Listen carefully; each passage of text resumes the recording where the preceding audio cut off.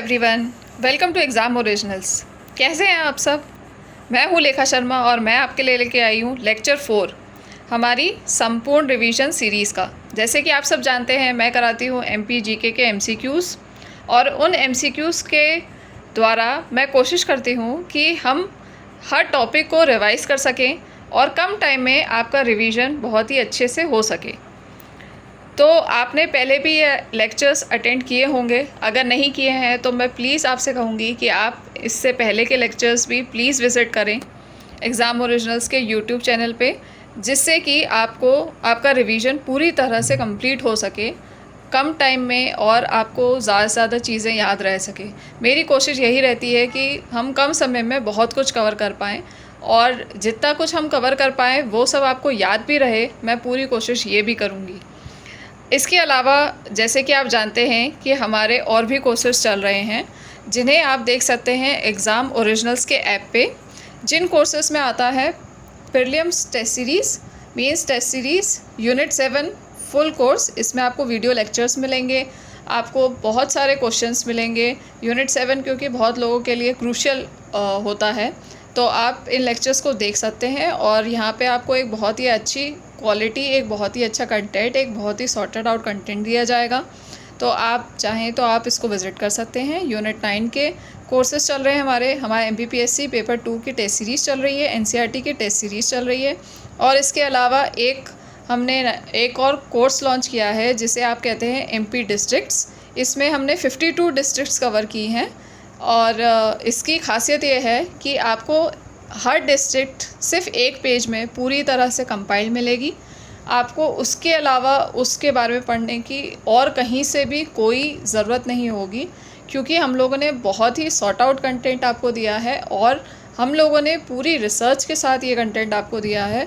तो हम लोगों ने पूरी कोशिश की है कि हम इसमें सब कुछ इंक्लूड कर सकें, जिससे कि आपको और कहीं से पढ़ने की ज़रूरत ना पड़े। तो आप ज़रूर विज़िट करिएगा एग्ज़ाम ओरिजिनल्स के ऐप को। तो एक रिक्वेस्ट आपसे और रहेगी, जैसे कि मैं हर बार कहती हूँ कि आप लेक्चर्स अटेंड करें तो प्लीज़ एक पेन या एक कॉपी लेके बैठें, जिससे मैं जो भी आपको शॉर्ट नोट बताती हूँ या मैं जो भी आपको समझाती हूँ आप उसे राइट डाउन कर सकें। क्योंकि पहली चीज़ तो यही है कि आप लिख लेंगे तो आपको याद रहेगा, वो रिटेन कर पाएंगे आप बहुत ज़्यादा देर तक। और दूसरी चीज़ ये है कि आपके पास एक शॉर्ट नोट्स बन जाएंगे जिसको आप लास्ट मिनट भी रिवाइज़ कर पाएंगे और ये आपके लिए बहुत हेल्पफुल होगा। जब हमारा एग्ज़ाम बहुत ही नियर होगा तो आपको पता उसकी इम्पोर्टेंस समझ आएगी कि वो शॉर्ट नोट्स बहुत इम्पॉर्टेंट हो जाते हैं। तो अगर आप कर सकें तो प्लीज़ एक पेन और कॉपी लेके बैठिएगा। तो चलिए आज स्टार्ट करते हैं लेक्चर 4 संपूर्ण रिवीजन सीरीज़ का। तो लेट्स स्टार्ट्स, चलिए तो शुरू करते हैं। विच inscription mention name Ashoka? Ashok के नाम का उल्लेख किस शिलालेख में मिलता है? आपको क्वेश्चन समझ आया? ये पूछ रहा है कि कौन सा ऐसा इंस्क्रिप्शन है अशोका का जिसमें उनका नाम अशोका मेंशन्ड है ना? क्योंकि आपने ऑब्वियसली अशोका के बारे में पढ़ा होगा, तो आपको ये पता होगा कि उनके नाम हर इंस्क्रिप्शन में मेंशन नहीं है, दूसरे नाम मेंशन्ड है, एज सच अशोका नाम मेंशन नहीं है। तो कौन से वो इंस्क्रिप्शन हैं जिनमें आपको अशोका का नाम अशोका मिलता है? आपके ऑप्शंस है A Rupnath and Gurjar, B Gurjar and Panguraria, C Gurjar and Sanchi, D Saru Maru and Rupnath. आपके ऑप्शंस हैं रूपनाथ और गुर्जर, गुर्जर और पानगुरड़िया, गुर्जर और सांची, सारोमारो और रूपनाथ। अगर आपको आंसर पता है तो आप कमेंट बॉक्स में इसका आंसर कमेंट कर सकते हैं। The right answer is B Gurjar and Panguraria. Gurjar and Panguraria ये दो इंस्क्रिप्शन हैं अशोका के जहाँ पे उनका नाम एज अशोका मेंशन किया गया है। ठीक है, तो ये आप याद रखिएगा। और दूसरी चीज़ आपको ये याद रखनी है कि गुर्जरा जो है that is in Datia district. ठीक है, गुर्जरा जो इंस्क्रिप्शन है वो आपको कहाँ से मिलता है? दतिया डिस्ट्रिक्ट से मिलता है। और पानगुरड़िया जो है वो कहाँ से मिलता है? वो लोकेटेड है सीहोर डिस्ट्रिक्ट में। ठीक है, पानगुरड़िया है सीहोर में और गुर्जरा है दतिया में। और क्योंकि हम ये पढ़ रहे हैं तो हम ये भी पढ़ लेते हैं कि रूपनाथ कहाँ है। Rupnath is located in Jabalpur. ठीक है, रूपनाथ जबलपुर में लोकेटेड है। और सांची तो आपको पता ही है कि वो रायसेन में लोकेटेड है। तो आपको समझ आया कि अशोका का नाम जो है वो एस अशोका मेंशन्ड है गुर्जरा और पानगुरड़िया में। अब अशोका के बारे में हम अगर पढ़ना चाहें तो हम क्या पढ़ेंगे?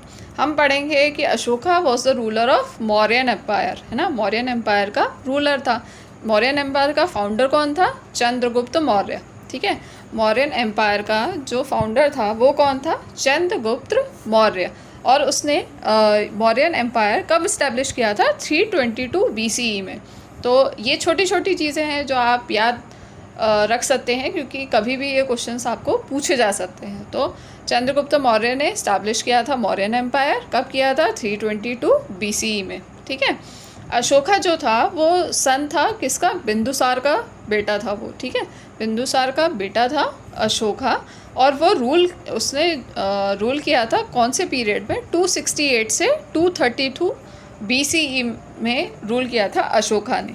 ठीक है, अशोका ने रूल किया था 268 टू 232 BCE में। ठीक है, हिज एम्पायर मतलब उसकी जो एम्पायर थी उसका जो कैपिटल था वो क्या था? पाटलिपुत्र उसका कैपिटल था।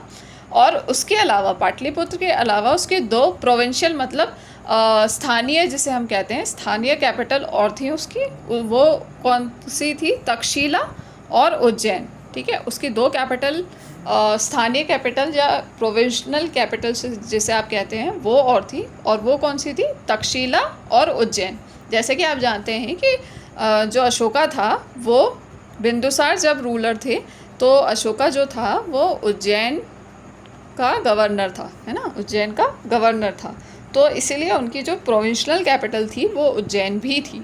ठीक है, अब अशोका की जो इंस्क्रिप्शन है वो इंस्क्रिप्शन आपको मिलते हैं बहुत सारी लैंग्वेजेस में, है ना। तो उसमें पर्टिकुलर लैंग्वेज कौन सी है? एक है प्राकृतिक। ठीक है, प्राकृतिक लैंग्वेज जो है जिसे आप मगधी लैंग्वेज भी कहते हैं, उसमें भी आपको अशोका के इंस्क्रिप्शन मिलते हैं। एक आपको वेस्टर्न साइड में जो अशोका के इंस्क्रिप्शन मिलेंगे वो लैंग्वेज कौन सी है? वो लैंग्वेज थी मतलब उसकी जो वो थी स्क्रिप्ट थी वो थी खरकोष्ठी। ठीक है, ये भी आपको याद रखना है। बहुत छोटी छोटी चीज़ें हैं लेकिन इसमें से क्वेश्चंस बन सकते हैं, क्योंकि Ashoka is a important ruler of Mauryan dynasty. तो अशोका के बारे में कोई भी क्वेश्चन आ सकता है, इसलिए अगर आप ये याद रखेंगे तो आपके लिए बहुत अच्छा होगा, है ना। तो खरकोष्ठी स्क्रिप्ट में थी, जब जो हाँ उनकी नॉर्थ वेस्टर्न साइड पे जो इंस्क्रिप्शन थी वो खरकोष्ठी स्क्रिप्ट में थी। और जो अफ़गानिस्तान में थी, है ना, जो अफ़गानिस्तान में इंस्क्रिप्शंस लोकेटेड हैं अशोका की, वो कौन सी लैंग्वेज में थी? ग्रीक या आर्मेनिक लैंग्वेज में थी और ग्रीक स्क्रिप्ट में थी, है ना। ये छोटी छोटी चीज़ें हैं, आप ये याद रखिएगा। और मैं एक बात कहना चाहूँगी कि अगर आपको कोई भी डाउट हो तो आप कमेंट बॉक्स में कमेंट कर सकते हैं। मैं पूरी कोशिश करूँगी कि नेक्स्ट वीडियो में मैं आपके सारे डाउट सॉल्व कर सकूँ। तो अगर आप कोई भी डाउट हो तो आप कमेंट सेक्शन में लिख दीजिएगा। ठीक है, चलिए तो moving on to next question. Next question is Satavahana king Pulumavi coins have been found from which district? ठीक है, सातवाहन राजा पुलवामा के सिक्के किस ज़िले से प्राप्त हुए हैं? ठीक है, आपको क्या बताना है कि सातवाहन किंग जो था पुलवामी, उसके कॉइन्स कहाँ से मिले हैं, किन डिस्ट्रिक्ट्स में से मिले हैं? आपके ऑप्शंस हैं Ujjain and Dewas, Hoshangabad and Jabalpur, Besnagar and Dewas, Bhilsa and Dewas. Ujjain और देवास, होशंगाबाद और जबलपुर, बेसनगर और देवास, और भिलसा और देवास। जैसे कि अगर आपको आंसर पता है तो आप कमेंट बॉक्स में कमेंट कर सकते हैं। ठीक है, the right answer is D, Bhilsa and Dewas. ठीक है, जो सातवाहन किंग था पुलवामी, उसके कॉइन्स कहाँ से मिले हैं? भिलसा एंड देवास से। अब ये जो पुलवामी था इसका पूरा नाम क्या था? The full name of Pulumavi was Vashishtha Putra Pulumavi. ठीक है, वशिष्ठ पुत्र पुलवामी, ये इनका पूरा नाम था। ठीक है, अब हम थोड़ा सा देख लेते हैं सातवाहन एम्पायर के बारे में। ठीक है, जो सातवाहन एम्पायर थी उनका एक और नाम क्या था? उन्हें आंद्रास के नाम से जाना जाता है। ठीक है, बिकॉज बेसिकली ये जो लोकेटेड थी डायनेस्टी, ये लोकेटेड थी इन द डेक्कन रीजन या इन सदर्न रीजन आप कह सकते हैं, ठीक है। आंध्र प्रदेश और ये वाला जो एरिया था कर्नाटका तेलंगाना, ये डायनेस्टी बेसिकली बेस्ड यहीं थी, है ना।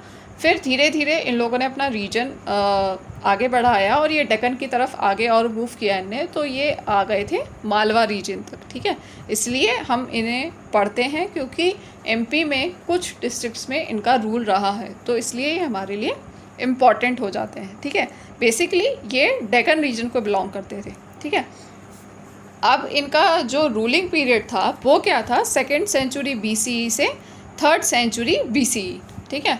The ruling period was 2nd century BCE to 3rd century BCE।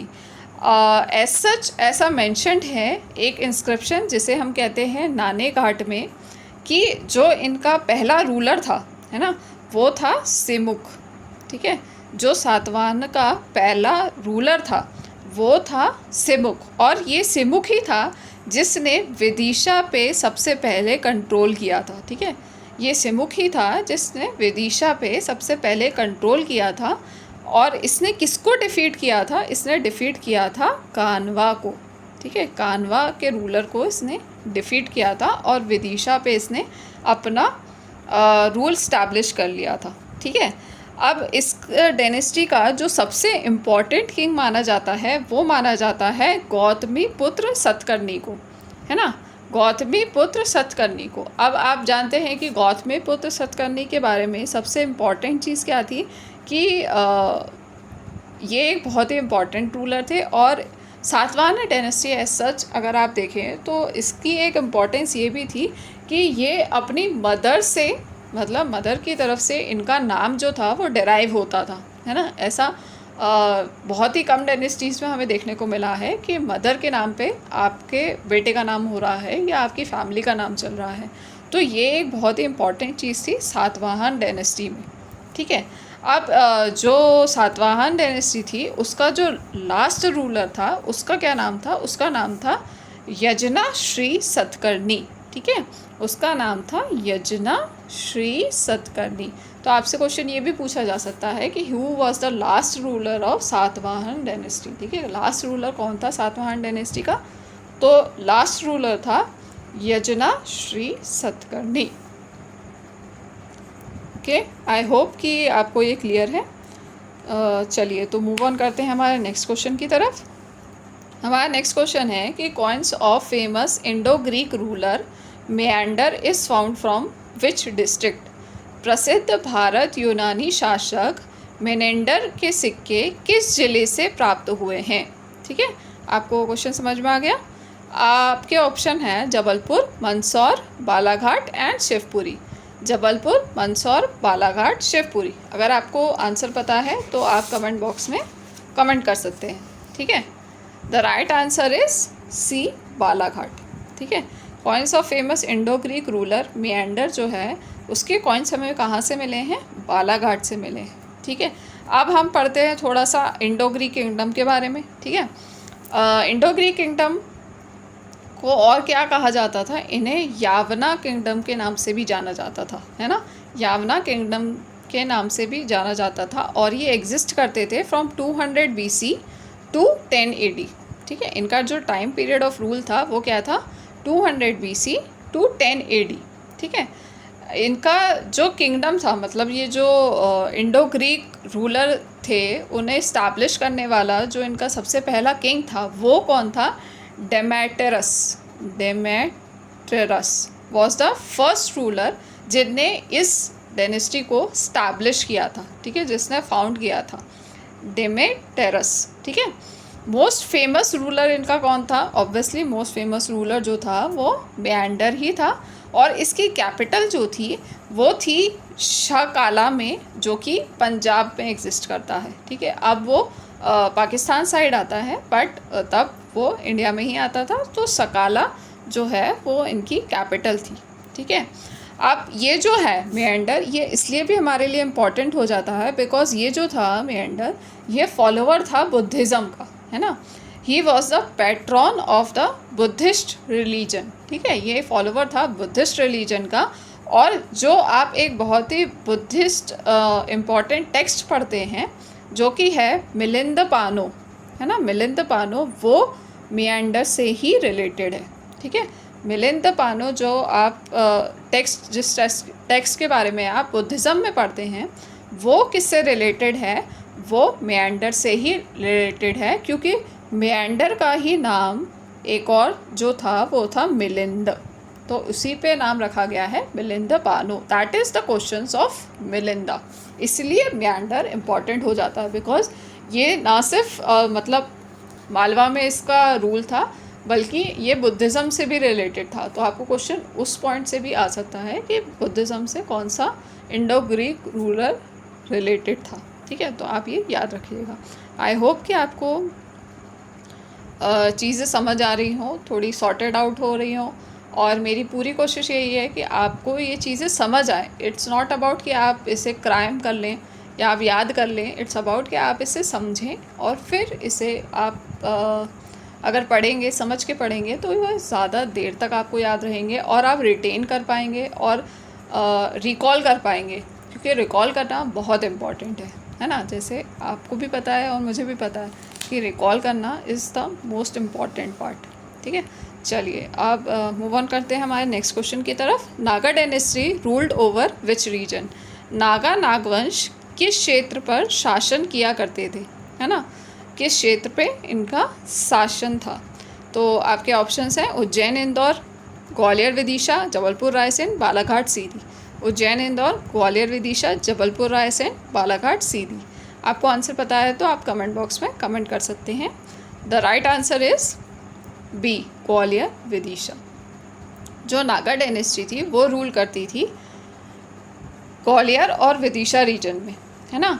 ये जो डायनेस्टी थी ये कब आई थी? ये आई थी कुषाण जो रूलर थे उनके बाद। ठीक है, प्रोमिनेंट डायनेस्टी है ये भी एक मालवा की, मालवा कहेंगे या आप यूँ कह लीजिए कि एमपी की एक प्रोमिनेंट डायनेस्टी है ये। बहुत मतलब अब हम थोड़ी सी 5-6 क्वेश्चंस पढ़ेंगे, उसमें हम छोटी छोटी डायनेस्टीज़ के बारे में पढ़ेंगे।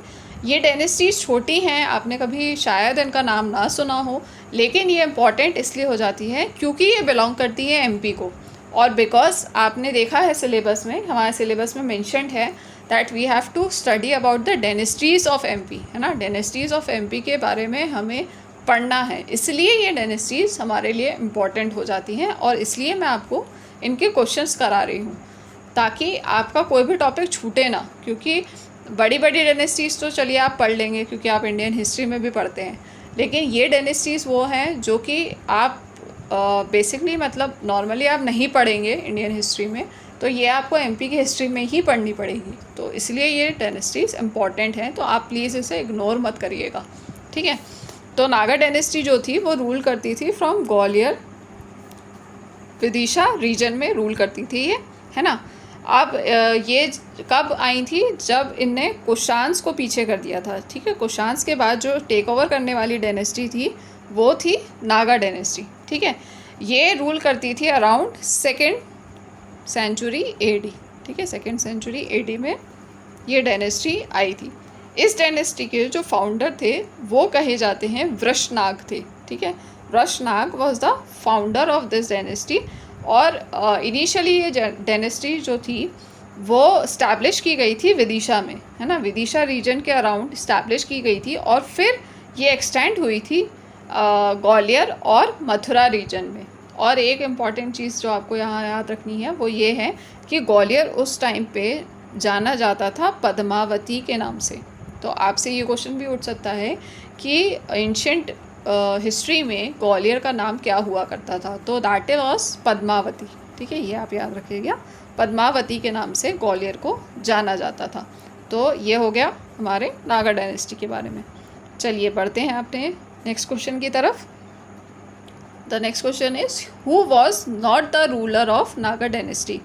नाग वंश का शासक कौन नहीं था?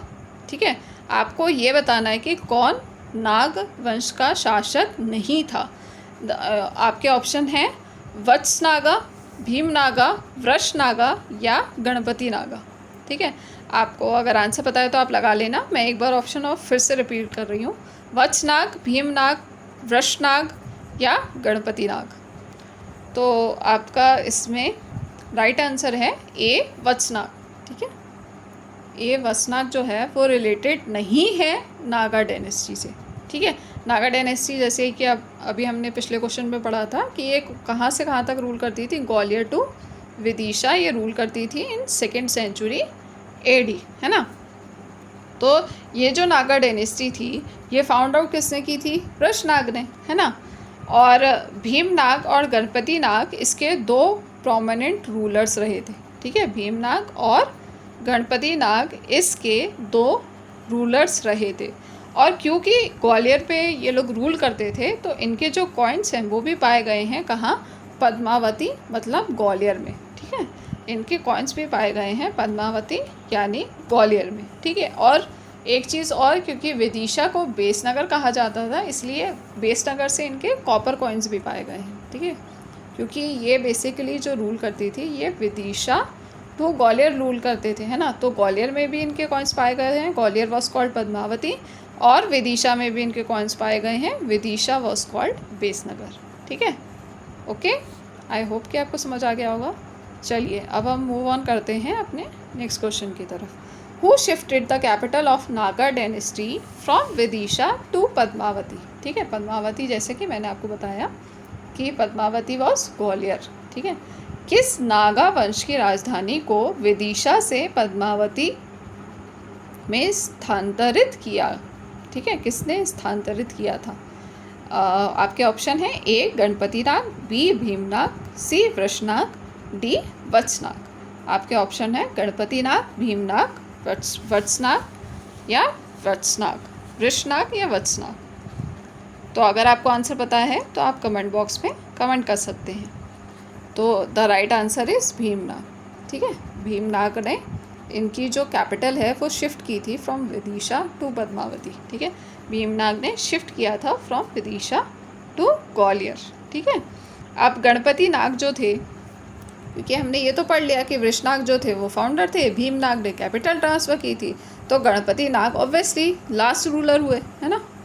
लास्ट रूलर इस डायनेस्टी के जो कौन थे वो थे गणपति नाग, है ना।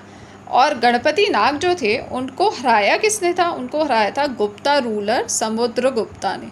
ठीक है, गुप्ता रूलर समुद्रगुप्ता ने। तो आप ये क्रोनोलॉजी याद रखिएगा क्या, कि जो इससे पहले मतलब जो नागा डायनेस्टी जो स्टैब्लिश हुई थी उससे पहले कौन रूल करता था, कुशांस रूल करते थे। कुशांस को हरा के कौन सी डायनेस्टी आई थी, नागा डायनेस्टी, है ना, इस रीजन में।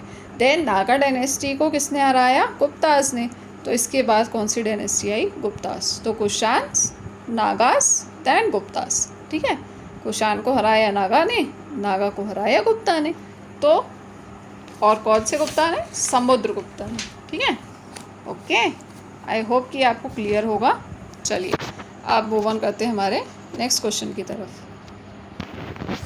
Abhira dynasty ruled which region of Madhya Pradesh. ठीक है, मध्य प्रदेश के किस क्षेत्र में अभीरा वंश का शासन था।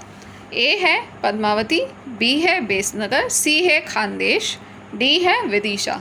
आपके ऑप्शंस क्या हैं, पद्मावती, बेसनगर, खानदेश और Vidisha.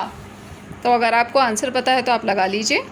The right answer is Khandesh. Khandesh is what, Khandesh is where, Burhanpur, in Burhanpur. ठीक है, तो अभीरा डायनेस्टी जो थी वो रूल करती थी खानदेश में, जो कि प्रेजेंट बुरहानपुर में आता है। ठीक है, अब जो अभीरा डायनेस्टी थी इस डायनेस्टी को फाउंड किसने किया था, उनका नाम है ईश्वर सेना। ठीक है, ईश्वर सेना was the founder of this kingdom. और ये हमें कहाँ से पता चलता है, ये हमें पता चलता है नासिक के इंस्क्रिप्शन से हमें पता चलता है कि जो ईश्वर सेना थे उनने ये किंगडम फाउंड किया था।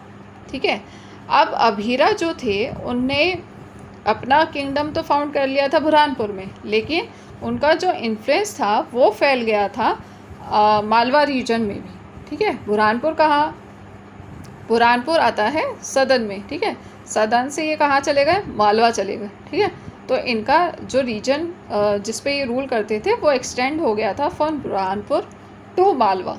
ठीक है, अभीरा जो डायनेस्टी थी ये इन्हें मतलब इनको सक्सीड किया था सातवाहन्स ने। ठीक है, ओके।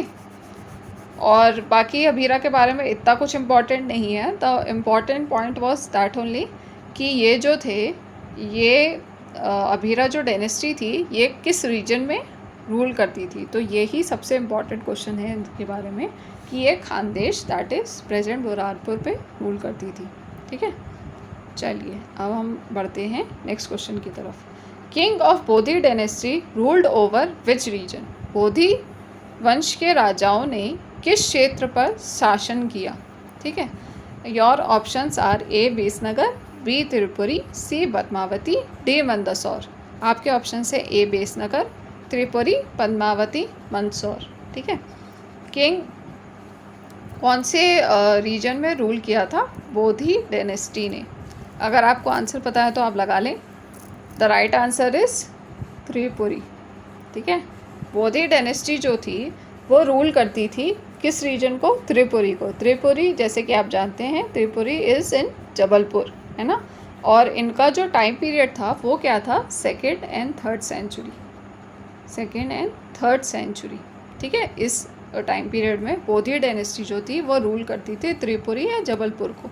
इसके बेसिकली हमें 3 रूलर्स देखने को मिले हैं, मतलब वेरियस इंस्क्रिप्शंस से या कॉइन्स जो भी इनके मिले हैं, है ना, जो कि फाउंड आउट हुए हैं। इससे हमें इस डायनेस्टी के 3 रूलर्स के बारे में पता चलता है। और वो 3 रूलर्स कौन हैं? श्री बोधी, वसु बोधी और शिवा बोधी। ठीक है, तो आप नाम याद रखिएगा क्योंकि नाम आपसे मतलब आपको वही ऑप्शंस दे दिए जाएंगे 4 कि इनमें से कौन सा जो है बोधी डायनेस्टी को बिलोंग नहीं करता है। तो आप नाम याद रखिएगा, श्री बोधी, वसु बोधी और शिवा बोधी। ठीक है, ये 3 जो थे ये प्रोमिनेंट रूलर्स थे बोधी डायनेस्टी के। ठीक है, ओके। चलिए तो हम मूव ऑन करते हैं अपने नेक्स्ट क्वेश्चन की तरफ। Magha dynasty ruled over which reason?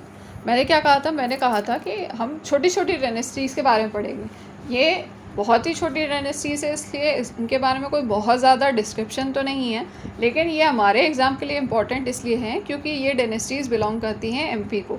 इसलिए हमारे लिए एटलीस्ट इनके जो प्रोमिनेंट रूलर्स हैं उनके बारे में जानना और उनके मतलब जहाँ जिस रीजन में ये रूल करते थे उसके बारे में जानना इम्पॉर्टेंट है। ठीक है, चलिए। Magha dynasty ruled over which region? माघ वंश ने किस क्षेत्र पर शासन किया? आपके ऑप्शंस हैं निमाड़, मालवा, बघेलखंड या त्रिपुरी। निमाड़, मालवा, बघेलखंड या त्रिपुरी। अगर आपको आंसर पता है तो आप लगा लीजिएगा। The right answer is C, Baghelkhand. ठीक है, जो माघा डायनेस्टी थी वो रूल करती थी बघेलखंड रीजन में। ठीक है, ये जो माघा डायनेस्टी थी ये सेम टाइम पे थी जब बोधी डायनेस्टी थी। ठीक है, बोधी डायनेस्टी कहाँ रूल कर रही थी? जबलपुर में, है ना। उसी टाइम पे जो माघा डायनेस्टी थी वो रूल कर रही थी बघेलखंड में। ठीक है, तो ये कंटेम्पररी रूलर्स थे, है ना। माघा डायनेस्टी के रूलर्स और बोधी डायनेस्टी के रूलर कंटेम्पररी रूलर्स थे। जो माघा डायनेस्टी थी उसे फाउंड किसने किया था? भीमासेना ने। ठीक है, उसका नाम, फाउंडर का नाम क्या था? भीमासेना। ठीक है, ये याद रखिएगा कि किसने डायनेस्टी फाउंड कर दी थी? भीमासेना ने। और इसके 2 रूलर्स जो प्रोमिनेंट रूलर्स कहे जाते हैं वो और कौन थे? भाद्रा माघा एंड शिवा माघा। ठीक है, भाद्रा माघा एंड शिवा माघा भीमासेना ने फाउंडेड किया था। भाद्रा माघा और शिवा माघा इसके प्रोमिनेंट रूलर्स थे। इनके कॉइन्स और इंस्क्रिप्शन कहाँ से पाए गए हैं? बांधवगढ़, उमरिया से इनके कॉइन्स और इंस्क्रिप्शन पाए गए हैं। ठीक है, कहाँ से पाए गए हैं? बांधवगढ़ और उमरिया डिस्ट्रिक्ट से। ठीक है, चलिए तो बढ़ते हैं हमारे आखिरी क्वेश्चन की तरफ। हमारा लास्ट क्वेश्चन है, विच dynasty ruled over MP with capital eight Nagod? किस राजवंश ने मध्य प्रदेश में नागौद में राजधानी के साथ शासन किया? ठीक है, मतलब किस डायनेस्टी की जो कैपिटल थी वो थी नागौद। ए, बोधी डायनेस्टी, बी, परिवर्जका डायनेस्टी, सी, उच्चकल्पा डायनेस्टी, डी ओलिकर डायनेस्टी, ठीक है। बोधि वंश, परिवारजक वंश, उच्चकल्प वंश, ओलिकारा वंश। आपको अगर आंसर पता है तो आप लगा लीजिए। इसका जो सही आंसर है वो है परिवारजक डायनेस्टी, ठीक है। परिवारजक डायनेस्टी ने रूल किया था with the capital eight Nagod, ठीक है। ये जो डायनेस्टी थी परिवारजक डायनेस्टी, ये रूल करती थी from 5th to 6th century, ठीक है। 5th to 6th सेंचुरी में इनका रूल था। परिवर्जक का मतलब क्या होता है? परिवर्जक का मतलब होता है, मतलब इस वर्ड का मतलब होता है वॉन्डरिंग एस्टिक, मतलब आप कह सकते हैं कि जो वॉन्डरिंग मतलब जो घूमते हुए जो साधु वगैरह जो होते थे, जो अपने प्लेसेस को चेंज करते रहते थे, कभी किसी स्थान पे ठहरते थे, कभी किसी स्थान पे ठहरते थे, तो वैसे जो वॉन्डरिंग जो लोग होते हैं उनके नाम पे ये रखी गई थी, क्योंकि ये जो डायनेस्टी थी ये बेसिकली बिलोंग करती थी साधु मतलब साधु टाइप्स वाले लोगों को ही बिलोंग करती, मतलब इसके जो फाउंडर थे वो कहीं ना कहीं रिलेटेड हुआ करते थे हमारे जो महान साधु थे एंशिएंट टाइम में उनसे, इसलिए इनका नाम पड़ा था परिवर्जक, ठीक है। इसके जो अर्लीस्ट नोन मेंबर थे इस डायनेस्टी के, वो थे, मतलब ऐसा मेंशन्ड है कि वो थे शुशहरम, ठीक है। हालांकि ये इतना इम्पोर्टेंट नहीं है, क्योंकि बहुत ज़्यादा डिटेल में आपको इसे पढ़ना नहीं है। आपको बस ये ध्यान में रखना है कि इनकी कैपिटल क्या थी, इनके प्रोमिनेंट रूलर कौन थे। इनके प्रोमिनेंट जो रूलर थे वो थे किंग हस्तिन एंड समशोभा, ठीक है। ये किंग हस्तिन और समशोभा, समशोभा कौन थे? किंग हस्तिन के बेटे थे, है ना। ये दो प्रोमिनेंट रूलर थे इस डायनेस्टी के। और जो समशोभा थे वो रूल करते थे कहाँ से? जबलपुर से, ठीक है। वो कहाँ से रूल करते थे? जबलपुर से। और इनकी कॉपर प्लेट इंस्क्रिप्शन भी पाई गई हैं जबलपुर से, ठीक है। तो चलिए आज का ये लेक्चर यहीं एंड करते हैं। आई होप कि आपको चीज़ें समझ में आ गई होंगी। आई होप कि आपको लेक्चर्स अच्छे लग रहे होंगे। जो भी आपके डाउट्स हों या जो भी आपके कमेंट्स हों वो आप कमेंट बॉक्स में लिख सकते हैं। मैं पूरी कोशिश कर रही हूँ कि आपको एक अच्छे से अच्छा एक सॉर्टेड आउट कंटेंट दे पाऊँ और आपको वो चीज़ें समझ भी आएँ। हम ना सिर्फ पढ़ेंगे बल्कि उन चीज़ों को याद रखने की भी कोशिश करेंगे। इसीलिए थोड़ा सा अगर लेक्चर लंबा भी हो रहा है तो प्लीज़ आप पेशेंस रखिएगा, आप उसे पूरा पढ़िए, क्योंकि ये जितनी भी चीज़ें मैं पढ़ा रही हूँ ये इम्पॉर्टेंट है आपके एग्ज़ाम के लिए। ये कभी भी आपसे एग्ज़ाम में पूछी जा सकती हैं। तो चलिए चलती हूँ मैं आज के लिए। Have a good day, bye.